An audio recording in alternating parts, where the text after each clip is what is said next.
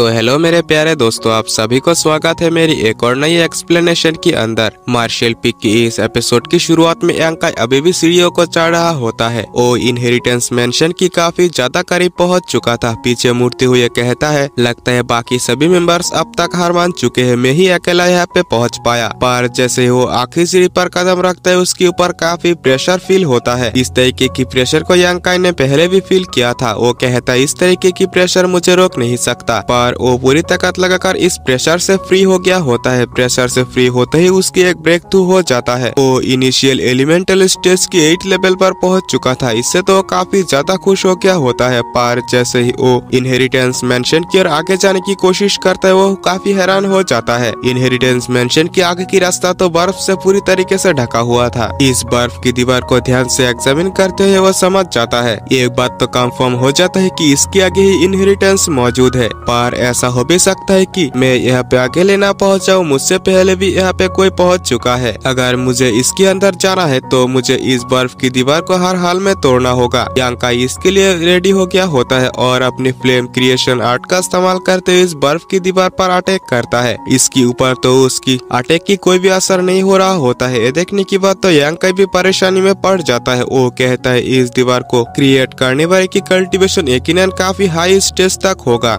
ये बर्फ की दीवार इंग एलिमेंट से रिलेटेड है और इंग एलिमेंट यांग एलिमेंट की पूरी तरीके से ऑपोजिट है और एक दूसरे ही सप्रेस कर सकता है। क्या ऐसा हो सकता है कि अगर मैं गेट फ्लेम क्रिएशन आर्ट के अंदर अपनी यांग एनर्जी को कंबाइन करते हुए अटैक करूं तो शायद से ये दीवार टूट जाए। और यांकाई ऐसा ही करने लगता है। ग्रेट फ्लेम क्रिएशन आर्ट के अंदर अपनी यांग एलिमेंट्स को कंबाइन करते हुए एक पावरफुल अटैक इस बर्फ की दीवार के ऊपर कर दिया होता है। ये अटैक इतना ज्यादा पावरफुल होता है कि एक ही अटैक में उस बर्फ की दीवार के अंदर कैक्स पड़ गए थे और काफी इजीली वो दीवार भी टूट गया होता है। यांकाई इनहेरिटेंस मेंशन के अंदर देखने की बात तो काफी ज्यादा खुश होने के साथ साथ शॉक हो गया होता है। इनहेरिटेंस मेंशन की सामने यानी कि ऊपर dragon and Phoenix spirit fly कर रहे होते हैं। यांकाई ज्यादा देरी न करते हुए तुरंत ही मेंशन के अंदर पहुंच गए होते हैं, जहाँ पे पहले से ही एक एनर्जी बॉल के अंदर ड्रैगन एंड फिनिक्स स्पिरिट मौजूद होते हैं। यांकाई कहता है, यही होना चाहिए ड्रैगन एंड फिनिक्स इनहेरिटेंस। तभी अचानक से ही उसकी नजर पास ही मेडिटेट करते हुए एक पर्सन के ऊपर पड़ता है, जो कि होती है सुयान। और वो कहता है, मिस सुयान आप यहाँ पे क्या कर रहे हैं? ये सुनने की बात सुयान कहती है, फाइनली यांकाई तुम बर्फ की दीवार को तोड़ते हुए यहाँ पे पहुँच गए। ये सुनने की बात यांकाई भी थोड़ा सा शॉक होता है। इसके बाद सुयान कहती है, असल में मैंने इस इनहेरिटेंस के बारे में पता लगा लिया। इस इनहेरिटेंस को हासिल करने के लिए 2 कल्टीवेटर्स की होना सबसे ज्यादा जरूरी है। 2 कल्टीवेटर एक साथ होकर ही इसे एब्जॉर्ब कर सकते हैं। एक कल्टीवेटर के पास इंग एनर्जी मौजूद होना चाहिए, जो कि मेरे पास पहले से ही मौजूद है, और दूसरा कल्टीवेटर के अंदर यांग एनर्जी। वहाँ पे जो दीवार लगा था वो मैंने ही लगाया था। यांकाई कहता है, तो आपके कहने का मतलब मैं समझ गया। आप इस इनहेरिटेंस को हासिल करने के लिए एक ऐसी पर्सन को ढूंढ रहे थे जिसके अंदर यांग एलिमेंटल एनर्जी हो, और वही शायद से इस दीवार को तोड़ सकते हैं, जो कि मैं यहाँ पे पहुँच गया। मिस सुयान कहती है, तुमने सही समझा। अगर यहाँ पे कोई न आता तो मैं तो इसके बारे में भूल ही गया था कि मैं इस इनहेरिटेंस को कभी भी हासिल कर पाऊंगा, पर तुम यहाँ पे पहुँच चुके हो। यांकाई ज्यादा लेट ना करते हुए मिस सुयान से कहता है, सुयान प्लीज आप ये बताइए कि इस इनहेरिटेंस को किस तरीके से हासिल किया जाए। दोनों ही कल्टीवेशन स्टेज में बैठते हुए सुयान कहती है, दोनों ही एक साथ अपनी अपनी एनर्जी का इस्तेमाल करते हुए ड्रैगन एंड फिनिक्स स्पिरिट को एब्जॉर्ब करने की कोशिश करो। ध्यान रहे ये दोनों चीजें ही एक साथ होना चाहिए, तभी शायद से हम इनहेरिटेंस को हासिल कर पाए। यांकाई और मिस सुयान भी ऐसा ही करने लगती है, जहाँ पे दोनों ही ड्रैगन एंड फिनिक्स स्पिरिट को एब्जॉर्ब कर लिया होता है, जो कि सीधा ही उनकी बॉडी के अंदर चला गया था। इसी के साथ साथ आसपास की जितनी भी इंग और यांग एनर्जी होता है उनकी बॉडी में एब्जॉर्ब हो रहा था। इससे दोनों को पेन और तकलीफ तो काफी ज्यादा हो रहा था। यांकाई कहता है, शायद से इसका इस्तेमाल करते हुए मैं की ट्रांसफॉर्मेशन रियलम तक काफी इजीली ब्रेक थ्रू कर पाऊं, पर ऐसा हो सकता है कि हम दोनों इस आग में पहुंच पाए। और वो दोनों अपनी पूरी ध्यान लगाकर अपनी अपनी कल्टीवेशन में ध्यान दे रहे होते हैं। पर हम यांकाई की स्पिरिचुअल सी के अंदर देखते हैं, जहाँ पे ड्रैगन स्पिरिट काफी ज्यादा रिएक्ट कर रहा था। इसकी वजह से यांकाई धीरे धीरे अनकॉन्शियस हो रहा था। इसी के साथ साथ उसके यानी कि सुयान के साथ बिताए हुए गंदी थॉट्स उसे आने लगते हैं। वो कहते हैं, मैं इस तरीके से अनकॉन्शियस नहीं हो सकता और न ही सुयान के साथ ऐसा कुछ कर सकता हूँ। मैं अपनी पूरी कोशिश करूंगा ताकि मैं इसे कंट्रोल कर पाऊँ। और यांकाई अपनी यांग चेन्स का इस्तेमाल करते हुए उस ड्रैगन को पकड़ने की कोशिश करता है, पर इसमें उसे काफी ज्यादा पेन हो रहा था। पर इतनी ज्यादा अमाउंट में इंग एनर्जी की वो वजह से सुयान की हालत भी काफी ज्यादा खराब हो रही होती है। उसकी बॉडी के अंदर मेरिडियंस पूरी तरीके से फ्रीज हो रहे होते हैं। ये देखने के बाद यांग काई भी इसके बारे में समझ जाता है और वो कहता है मुझे जल्द से जल्द कुछ न कुछ तो करना ही होगा, पर वो सुयान के साथ गंदी काम नहीं कर सकता था। पर अगर यहाँ पे उन दोनों को ही जिंदा रहना है तो उन दोनों की एनर्जीज को स्टेबल करने के लिए एनर्जी एक दूसरे के साथ शेयर करना होगा। यांग काई ऐसा कुछ भी नहीं कर सकता था क्योंकि उसे मिस जिया के साथ हुई इंसिडेंट के बारे में पूरी तरीके से याद है। पर यांग काई की बॉडी के अंदर जो इंग्रेडिएंट बीस्ट होता है वो तुरंत ही बाहर आ चुका होता है और यहाँ पे यांग काई और सुयान की सिचुएशन को देखकर पूरी तरीके से समझ गए होते हैं। वो सुयान के हाथों को पकड़ते हुए यांग काई के हाथों से एक साथ कर देता है, जिसकी वजह से दोनों की ही एनर्जी धीरे धीरे स्टेबल हो रहे थे। दोनों ही एक दूसरे के साथ बेहतर फील करते हुए सुयान तुरंत ही यांग काई की गले को पकड़ लेती है, यानी कि हक कर लेती है। पर बात यहाँ पे नहीं रुकती, दूसरे के साथ और बेहतर फील के लिए दोनों एक दूसरे को कस के पकड़ने लगते हैं। इंग्रेडिएंट बीस्ट होता है वो भी इन दोनों से मजे ले रहे होते हैं। साथ आगे बहुत कुछ होता है जिसके बारे में एक्सप्लेन करना थोड़ा सा मुश्किल है। ऑफिशियल एपिसोड के अंदर जाकर आप लोग देख सकते हो। फिलहाल के लिए हम लोग एक्सप्लेनेशन की ओर बढ़ते हैं। फाइनली कुछ देर बाद इन दोनों के अंदर जो ये प्रोसेस होता है वो पूरी तरीके से कंप्लीट हो चुका होता है। इसके बाद हम यांग काई की बाहों में सुयान को देखते हैं। यांग काई कहता है बड़ी बहन सच में तुम काफी ज्यादा खूबसूरत हो। मेरी जन्म लिंगजियो पेवेलियन के अंदर हुई और मैं लिंगजियो पेवेलियन के अंदर ही पली बड़ी हुई। पूरे पेवेलियन के अंदर हमेशा ही मैं एक अच्छा जूनियर डिसाइपल बना रहा और मैं इसी बात को लेकर सभी के लिए सबसे अच्छा डिसाइपल बनने की कोशिश करता रहा और मैं भी यही चाहता हूँ। यांग काई कहता है इन 3 सालों के अंदर मेरी टारगेट बस इतना था कि मैं लिंगजियो पेवेलियन के अंदर रह पाऊँ। सबसे एंड में जाकर मेरी लाइफ की टर्निंग पॉइंट आया जहाँ से मेरी लाइफ पूरी तरीके से अब बदल चुका है। मैंने लिंगजियो पेवेलियन के अंदर ऐसे ऐसे लोगों से मिला जिनसे मुझे जीने की उम्मीद मिला। उन्होंने मुझे मोटिवेट किया और समझाया कि और भी ज्यादा तुम्हें पावरफुल होना है ताकि तुम अपनी फ्यूचर खुद ही बना पाओ। इन सभी से मुझे काफी कुछ चीजें समझ आया, जैसे कि दोस्ती और प्यार समझ लो। सुयान कहती है फाइनली मैं एक ऐसी पर्सन से मिला जो कि मेरी लाइफ के अंदर पहली बार कुछ अलग फील कराया और यही सबसे अच्छा फील था। यांग काई मुझे बचाने के लिए थैंक्स। ये सुनने की बात तो यांग काई भी दंग रह जाता है और वो भी सुयान को लेकर काफी ज्यादा इमोशनल हो गए होते हैं। पर हम उस इंग्रेडिएंट बीस्ट को देखते हैं जो कि इन दोनों की इमोशनल सीन्स को देखकर वो भी इमोशनल हो गए होते हैं और मस्त तरीके से चिल मर रहे होते हैं। और इसी के साथ ये एपिसोड भी यही पे एंड होता है। मेरे प्यारे दोस्तों, अगर आप लोगों ने अभी तक हमारे चैनल को सब्सक्राइब नहीं किया तो प्लीज कर लेना और वीडियो को एक लाइक जरूर से कर देना। मेरी तबीयत काफी ज्यादा खराब है, फिर भी मैं आप लोगों के लिए एक्सप्लेन किया। मिलते हैं इसके अगले वीडियो में, तब तक के लिए आप लोगों से बाय बाय।